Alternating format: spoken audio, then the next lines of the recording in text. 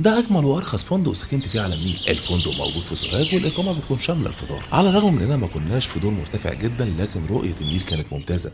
خلونا نشوف الغرفه من جوه عامله ازاي. اول ما بتدخل هنا بتلاقي الدولاب دوت، واللي مش موجود داخل الغرفه لا في معزول في منطقه موجوده هنا. بعد كده بنلاقي الحمام دوت، واللي مش قديم يعتبر جديد جدا، ومستوى النظافه فيه كويس. نيجي بعد كده للغرفه واللي فيها الثلاجه ديت وشاشه ديت، واللي حجمها برده مش كبير قوي لكن هيفي بالغرض، بحيث ان المساحه تكون كويسه بينك وبين السرير. كمان هنا عندك الكرسيين دول اللي تقدر تقعد عليهم، وبعد كده السراير اللي مساحتها كويسه جدا ديت. هنا طبعا عندك التليفون لو محتاج ان انت تتواصل مع الريسبشن تحت او تعمل اي مكالمه او كده، والريموتات اللي جنبك اللي بتتحكم فيها في كل حاجه. هنا في الغرفه كمان هتلاقي الثلاجه الميني بار ديت، واللي فوقيها الميه المعدنيه وكاتل لو حبيت ان انت تشرب اي حاجه، ومشروبات سخنه اعتقد شاي وسكر والكوبايات.